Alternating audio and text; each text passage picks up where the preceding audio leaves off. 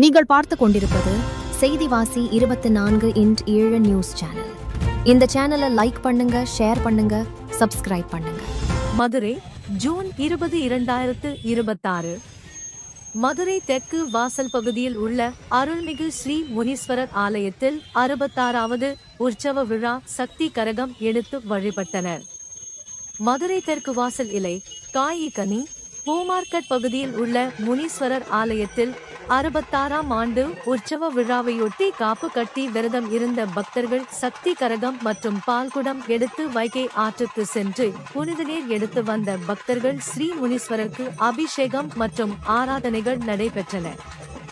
மாலை உற்சவர் வீதி உலாவும் மதியம் சுமார் 2000 பேருக்கு அசைவ உணவு அன்னதானமும் வழங்கப்பட்டது. இதற்கான ஏற்பாடுகளை அருள்மிகு ஸ்ரீ முனீஸ்வரர் அறக்கட்டளை மற்றும் தெற்கு வாசல் காய் கனி பூ வியாபாரி நல சங்கம் இணைந்து நடத்தப்பட்டன. இந்த நிகழ்வில் அப்பகுதியைச் சேர்ந்த மக்கள், பக்தர்கள், முக்கிய பிரமுகர்கள், நிர்வாகிகள் என அனைவரும் பெரும் திரளாக கலந்து கொண்டு ஐயன் அருள் பெற்று சென்றனர்.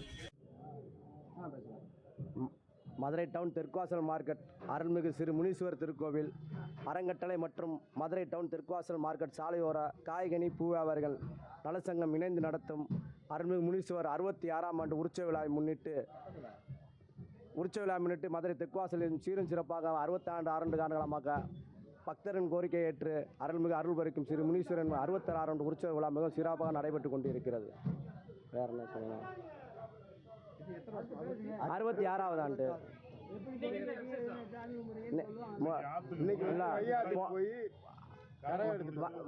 வைகாசி 29ஆம் தேதி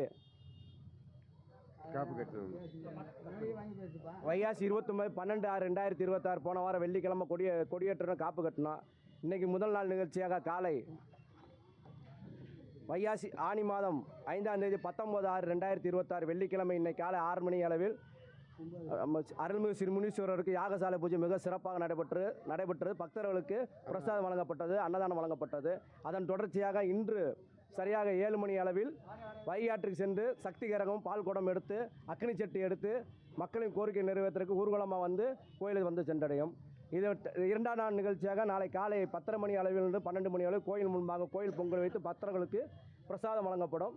மாலை சரியாக 6:30 மணி அளவில் அருள்மிகு ஸ்ரீ முனீஸ்வரர் உற்சவ ஊர்வலம் மிக சிறப்பாக நடைபெறும். மூன்றாம் நிகழ்ச்சியாக ஞாயிற்றுக்கிழமை மதியம் 12 மணி அளவில் தெற்கு வெளி வீதியில் மாபெரும் அசைவ அன்னதான விருந்து மிகவும் சிறப்பாக சமபந்தி விருந்து நடைபெறும். பொதுமக்களும் வியாபாரிகளும் பக்தருடன் திரளாக கலந்து கொண்டு விழாவினை சிறப்பித்தலமுடன் தாழ்மையுடன் கேட்டுக்கொள்கிறோம். அதேபோல் பிரசாதம் வந்து செவ்வாய்க்கிழமை மதியம் 1 மணி அளவில் பக்தர்கள் வழங்கப்படும். அந்த பேர் வந்து மேனேஜிங் ட்ரஸ்ட்டு தலைவர் எஸ் முருகன், நம்ம பைனான்சிங் ட்ரஸ்ட்டு ஜி முருகவேலு, மற்ற நிர்வாக கமிட்டி உறுப்பினர்லாம் எல்லாம் இருக்காங்கண்ணே.